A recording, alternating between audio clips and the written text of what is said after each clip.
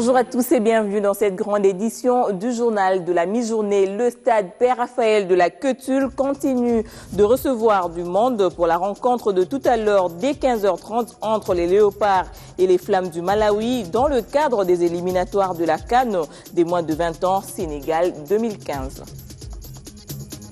Primauté du franc congolais sur le territoire national en tant que monnaie de règlement des transactions, paiement en monnaie nationale de tous les droits et taxes, autant des dispositions reprises dans la nouvelle réglementation de change en RDC.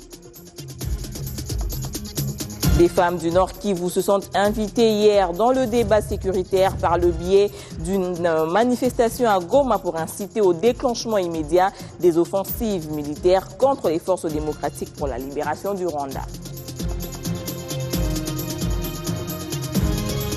Avant de développer tous ces titres, sachez que l'ancien seigneur de guerre de l'Ituri, Germain Katanga, vient d'être condamné à 14 ans de prison pour crimes de guerre et crimes contre l'humanité à la Cour pénale internationale. Je vous le disais, des manifestantes de Goma fixent la traque des rebelles hutus-rwandais comme préalable dans la mesure où des forces négatives nationales conditionnent sempiternellement la cessation des hostilités par le retrait de ces étrangers. Elles ont ainsi exploité la présence des participants à la 7e session du comité d'appui technique pour la mise en œuvre de l'accord cadre d'Addis Abeba. Pour s'exprimer, Patrick Saloura.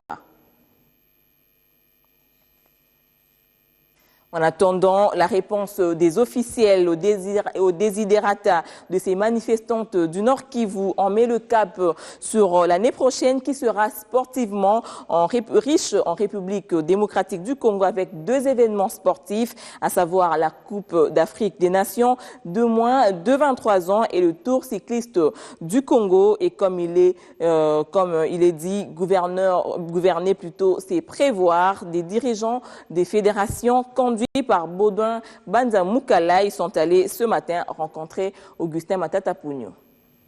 Nous avons parlé des événements qui s'organisent dans ce pays. Nous avons parlé avec le Premier ministre en compagnie du président de la Fédération du football ainsi que du président des cyclistes. Nous avons parlé des événements qui se préparent ici.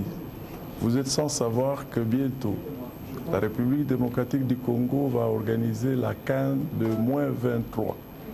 Cette CAN est prévue pour l'année prochaine et le Premier ministre a voulu savoir les niveaux de préparatifs.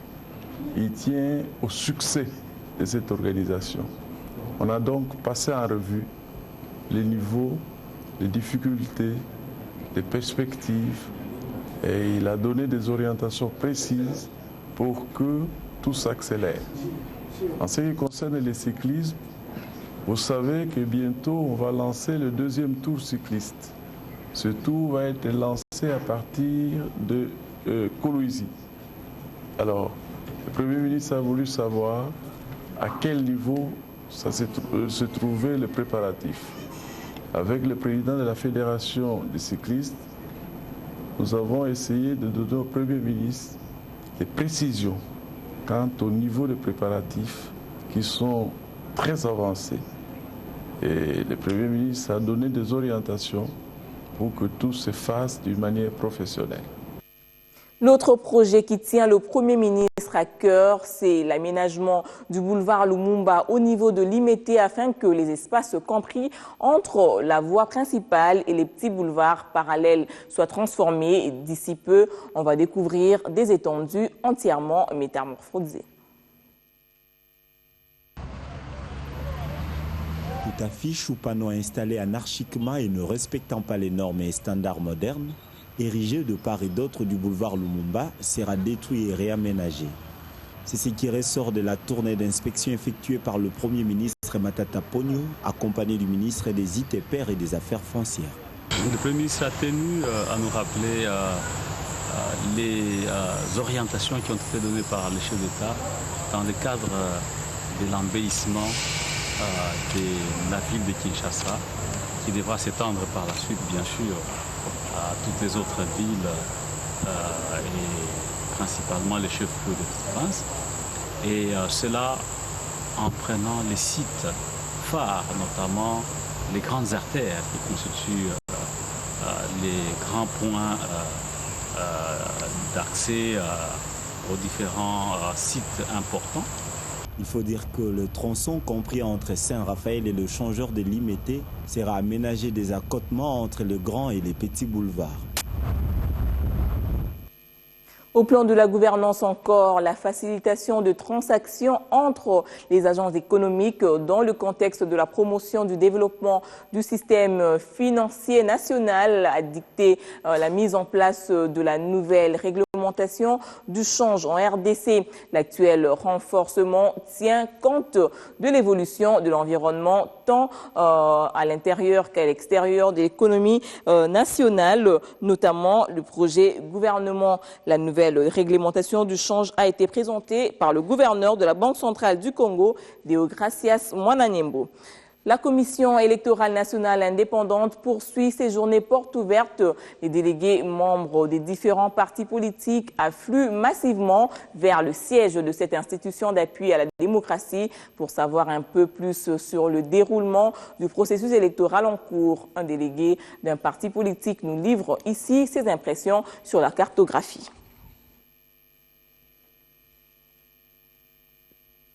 On va y revenir plus tard. La nouvelle société civile congolaise a rendu publiques les statistiques sur les conditions de rapatriement des ressortissants de la RDC qui vivaient au Congo-Brazzaville et leur situation sociale ici au pays. Jonas Tchombela appelle au secours en faveur de ses compatriotes.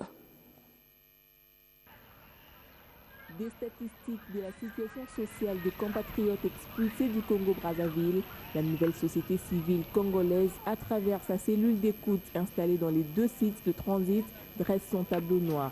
Près de 160 000 personnes expulsées dans des conditions inhumaines, dépouillées et même d'autres torturées. Jonas Tchombela parle aujourd'hui de cas de maladies, parmi eux des traumatismes chez les enfants et adultes. La nouvelle société civile congolaise dénonce les viols et violences sexuelles dont certains ont fait l'objet, tout en soulignant que les autres ont vu leur carte de séjour déchirée et des familles entières séparées. Pour toutes ces raisons, notre commission constate qu'il y a eu des crimes contre l'humanité qui ont été commis par la République populaire du Congo. Et nous nous demandons pourquoi le silence de la Cour pénale internationale? Pourquoi une enquête ne peut pas être diligentée maintenant? Il y a des crimes le plus graves, des viols et des violences sexuelles qui ont été commis. Nous exigeons la rupture des relations diplomatiques et la fermeture des frontières avec ce pays-là. Nous, à la nouvelle société civile, nous en appelons maintenant à la solidarité nationale.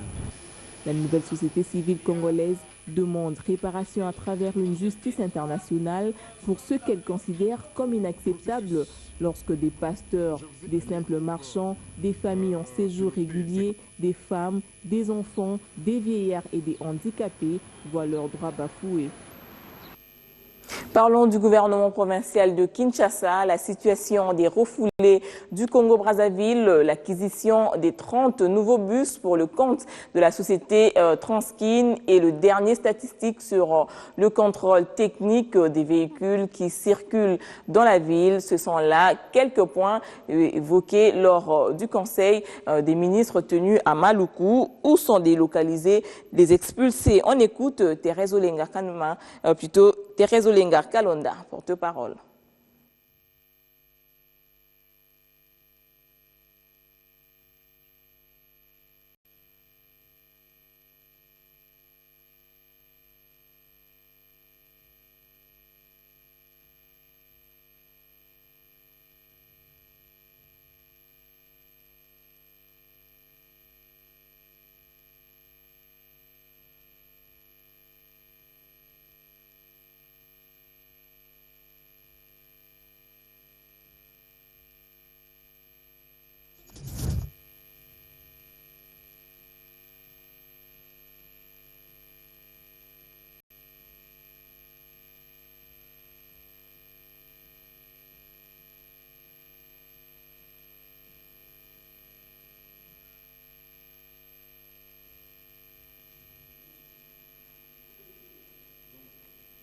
Toutes nos excuses pour la qualité de ce son. Au complexe scolaire Cardinal Maloula se sont déroulées les élections syndicales qui ont vu les 5 syndicats en compétition occuper chacun un siège du banc syndical des écoles de ce complexe scolaire. Cette expression de cohésion sera plutôt d'une grande importance lors d'ultérieures négociations avec des partenaires sociaux.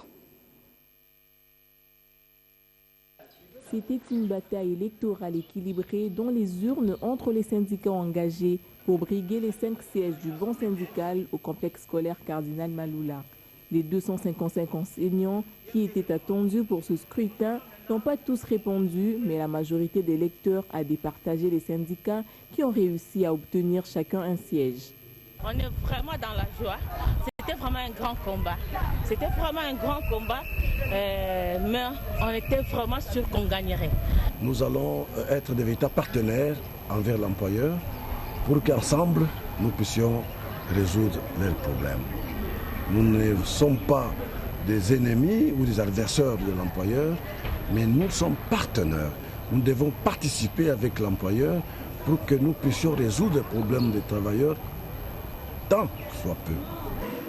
La délégation syndicale est désormais composée du syndicat Pressac, Cipro Judicia, l'UNTC, le syndicat Action et le CIECO, des organisations professionnelles à qui l'employeur promet des bons rapports. Le rapport que nous aurons, ce sera d'abord le rapport employeur-employé. Et pour moi, je trouve que c'est une bonne chose. Ces élections qui viennent d'être organisées, ça permettra désormais à nos employés de s'exprimer quand il le faut. Parce que le droit à l'expression, c'est un droit légitime et on ne peut pas le priver à qui que ce soit. Après l'installation officielle des nouveaux délégués, place sera aux négociations entre le banc syndical et l'employeur en vue du maintien de la paix sociale dans ce complexe scolaire catholique Cardinal Maloula. Dans le secteur des transports, l'identification des véhicules du transport en commun pose problème encore à Kinshasa. Beaucoup de véhicules portent déjà une nouvelle robe alors que d'autres ne sont pas encore conformés aux exigences de l'hôtel de ville. Puis il y a d'autres encore qui imitent carrément les couleurs de la société Transco. C'est un constat d'Emmanuel Doris Coco. L'on compte déjà 2 semaines depuis que le moratoire de l'hôtel de ville sur le recyclage des véhicules a expiré. Sur les routes de Kinshasa, bon nombre des chauffeurs affirment avoir franchi l'étape du contrôle technique. Une autre étape à passer, c'est celle de l'uniformisation de la couleur des véhicules affectés au transport en commun. Ces derniers devraient avoir une couleur unique reprenant les motifs du drapeau de la RDC. Mais l'on remarque que la plupart des véhicules sont peints aux couleurs de la société Transco. Nous avons opté pour les couleurs du Transco parce que les autorités elles-mêmes les ont choisies pour ces bus de l'État. Nous leur avons simplement emboîté les pas. Je ne peux peindre mon véhicule en bleu jaune. Des couleurs qui ne sont cependant pas uniformisées. Au-delà de ce constat, beaucoup disent ne pas être prêts et continuent à solliciter l'indulgence. Que le gouvernement nous comprenne. Nous avons dépensé beaucoup d'argent pour le dédouanement de nos véhicules. Le mien vient de Dubaï. 45 jours de moratoire, c'est na 48 heures, na 45 jours, on peut s'y battre. Pour rappel, lors de la fin de ce moratoire, le porte-parole du gouvernement avait encore une fois demandé aux propriétaires des transports en commun de se conformer à la décision de l'autorité de la ville. Les conducteurs des véhicules en général et ceux assurant les transports des personnes et de leurs biens en particulier sont invités à se mettre en règle, notamment se conformant aux mesures de contrôle technique, à l'obtention des autorisations requises ainsi qu'au respect des tarifs officiels. La loi est dure, mais c'est la loi. La décision a été prise et devait être respectée afin d'éviter des sanctions. Revenons sur les manifestantes de Goma qui fixent la traque des rebelles des Hutu-Rwandais comme préalable dans la mesure où des forces négatives nationales conditionnent sempiternellement la cessation des hostilités par le retrait de ces étrangers. Elles ont ainsi exploité la présence des participants à la 7e session du comité d'appui technique pour la mise en œuvre de l'accord cadre d'Addis Abeba pour s'exprimer. Patrick Sialoura. Trop c'est trop. Les femmes du Nord Kivu exigent le départ immédiat des FDLR. Tels sont les propos qu'on pouvait lire sur les calicots que tenaient ces femmes devant la salle où se déroulaient les travaux de la 7e réunion du comité d'appui technique pour la mise en œuvre de l'accord cadre d'Addis Abeba. Pour ces femmes, les groupes armés nationaux ont pris comme prétexte pour déposer les armes la neutralisation des FDLR. Les responsables et membres des groupes armés nationaux qui œuvrent ici dans la province du Nord Kivu disent qu'ils ne déposeront jamais les armes aussi longtemps qu'il y aura la présence de groupes armés étrangers sur notre territoire. Ainsi donc, ces femmes demandent au FARDC et à la brigade d'intervention des Nations Unies le déclenchement des opérations militaires de grande envergure contre les FDLR, et cela dans un bref délai. Notre souci, c'est de voir comme déjà les M23 a été éradiqué. Et nous espérons que d'ici là, les ADF NALU seront éradiqués et que la poursuite soit focalisée. Nul n'est censé rendre justice. La société civile de Bandundu décrit 2 cas d'assassinat survenus suite à la justice populaire à Idiofa, assassinat des vieillards présumés sorciers. Le coordonnateur de cette structure appelle les autorités judiciaires à mettre fin à ce fléau et interpelle la population à ne pas se faire justice. Jomar Fawa est notre correspondant dans la région. Recrudescence des cas de justice populaire à Iliofa, territoire situé à plus de 600 km à l'est de Kinshasa, dans la province de Bandundu.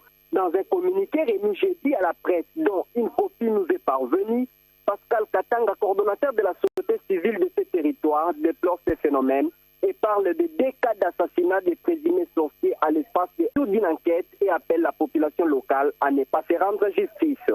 Que la population cherche des vases et moyens pour bannir ces phénomènes de sorciers qui subissent la mort aux personnes les plus âgées à la suite d'un décès quelque part. La population doit s'impliquer aussi pour arrêter les criminels et les acheminer là où il y a la justice. Aux autorités judiciaires de pouvoir rendre justice aux auteurs des crimes et de les sanctionner sévèrement, c'est là dans le but de décourager et d'arrêter cette pratique dans son territoire. Lutte contre la pollution des produits toxiques. La circulation était ce vendredi matin barricadée sur la nationale numéro 1 à Likasi, où les habitants réclamaient l'indemnisation de leurs champs qui auraient été brûlés par 2 entreprises chinoises avec des produits hautement dangereux. Conséquence, les rivières environnant le territoire de Kambobe sont devenues inutilisables. Joseph Chibangu. Les habitants du village Kaponoé, situé dans les territoires de Kambové, sont montés ce vendredi 23 mai 2014 au créneau pour exiger l'indemnisation de la part de 2 entreprises chinoises qui auraient pollué leurs champs à l'aide des produits toxiques. Les rivières Kalunika, Kalubashi, Kabishi ne sont pas épargnées de la pollution. Ces manifestants ont barricadé la nationale numéro 1 avec comme conséquence la perturbation des circulations durant 4 heures du temps. Aucun véhicule n'a effectué les déplacements. Tous bloqués. Les responsables du village ont affirmé que les démarches entreprises pour être indemnisées n'ont accouché que d'une souris. Aussitôt informé, l'administrateur du territoire de Kambové, Hippolyte Kalinga, est descendu pour appeler les esprits tout en promettant une implication personnelle pour que les 248 paysans soient indemnisés. C'est par une force musclée de la police nationale congolaise que les manifestants ont été dispersés et le trafic a repris de plus belle sur la nationale numéro 1. Larmes aux yeux, ces pauvres paysans ne savent pas à quel sens se vouer. Au plan de la gouvernance, encore la facilitation des transactions entre les agents économiques dans le contexte de la promotion du développement du système financier national a dicté la mise en place de la nouvelle réglementation du change en RDC. L'actuel renforcement tient compte de l'évolution de l'environnement tant intérieure qu'extérieure de l'économie nationale congolaise, notamment du projet du développement. La nouvelle réglementation du change a été présentée par le gouverneur de la Banque centrale du Congo, Deogracias Mwananyembo. Julie Sefou.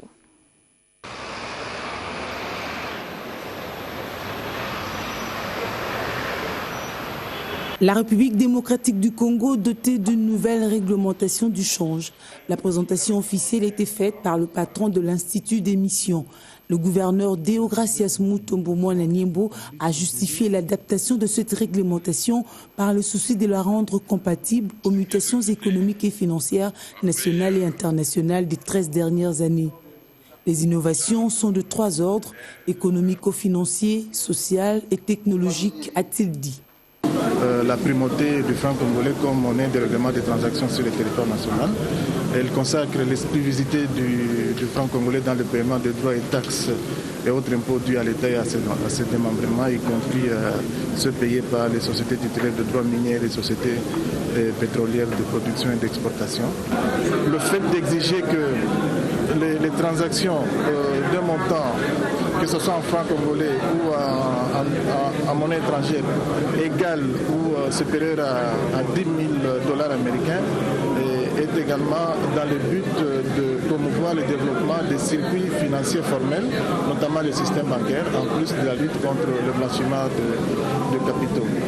Après 4 grandes périodes, celle de 1996, décembre 96 à septembre 99, septembre 99 à 2000, début 2001, sanctionnées chacune par une réglementation adaptée, occasion pour la BCC de féliciter le chef de l'État pour le caractère visionnaire des réformes opérées. La nouvelle réglementation du change était passée en revue par le directeur général de la politique monétaire et des opérations bancaires. 10 chapitres, à l'instar d'ailleurs de la réglementation de 2003, mars 2003, qui est en vigueur, dont ceux repris ci-dessus ont connu des amendements substantiels et apportent des innovations en référence principalement à des pratiques commerciales internationales et tiennent compte des exigences du 6e manuel de la balance des paiements publié par les Fonds monétaires internationaux. Cette mise à jour va contribuer à coup sûr à améliorer le climat des affaires et favoriser le développement économique. La période transitoire de 6 mois avant son entrée en vigueur va servir d'intense vulgarisation pour son appropriation, car chacun est appelé à contribuer à l'émergence d'un système économique dynamique. Des confrères commentent l'actualité, chacun selon son angle. À travers les lignes manœuvres politiques, Forum des As observe au sujet du gouvernement un quota en gestation. Le critère principal est la représentativité des partis politiques en termes du nombre des sièges qu'ils détiennent dans les chambres parlementaires.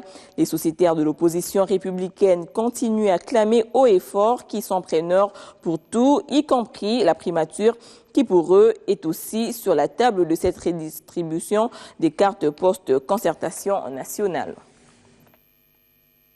Groupe parlementaire UNC et alliés, la prospérité annonce que Jean-Marie Bamporiki succède à Justin Bitakwira à la présidence. Honnêteté intellectuelle oblige. Jean-Bertrand Ewanga a reconnu la prouesse, le savoir-faire, la détermination et l'expertise de Jean-Marie Bamporiki. Allons croire, le successeur de Bitakwira s'est distingué tout au long de la présente législature en s'impliquant des travaux en plénière et en commission et surtout par des pertinentes interventions, notamment lors de la présentation du projet de loi des finances 2012 par le Premier ministre Matata, où il avait insisté sur le fait que la reddition des comptes devra être déposée avant. En sport, les Léopards juniors de la RDC reçoivent les Flammes du Malawi cet après-midi au stade Père Raphaël de la Queutule dans le cadre des préliminaires retour de la Coupe d'Afrique des Nations Sénégal 2015. Au match aller joué à Blantyre au Malawi, les Congolais avaient fait jeu égal avec les Malawites, 1 but partout. En cas de qualification, la RDC rencontrera le vainqueur de la confrontation Soudan du Sud-Mozambique. Et voilà, c'est par cette note de sport que nous mettons un terme. Sur la jeunesse de l'équipe ce vendredi face aux Flames du Malawi au stade Père Raphaël de la Kétoul en préliminaire de la CAN Junior de Sénégal 2015. Un atout sur lequel se reposent les sélectionneurs de la République démocratique du Congo, Otis Ngoma. On a essayé de faire le mieux possible pour être là le plus rapidement possible. C'est une jeunesse qui a de l'envie, qui est demandeur, qui attend beaucoup de choses, que ce soit qui attend beaucoup de choses de notre part, que ce soit au niveau du football, les Flammes du Malawi, qui a fait déjà plusieurs matchs amicaux et qui a eu deux matchs internationaux, donc 3 matchs contre nous au match aller. Alors que nous, cette jeune équipe-là, vous le savez très bien, n'existe que depuis 15 jours. La charge de toute la nation repose sur le 23 poulain sélectionné par le technicien congolais qui a à peine 2 semaines avec son effectif. Le jeune capitaine des Léopards est conscient de sa mission et ne compte pas manquer ce rendez-vous. Premièrement, c'est une grande, c'est la charge qu'on m'a donnée et la responsabilité que l'entraîneur a vue en moi. Et il m'a donné cette charge, mais vu la grandeur de notre pays, il faut bien le représenter valablement. Au match aller à Blantyre, le Congolais avait arraché le match nul. À Kinshasa, la qualification compte plus que jamais. Et voilà, c'est par cette note de sport que nous mettons un terme à ce journal. Merci de rester branchés sur B1 Télévision.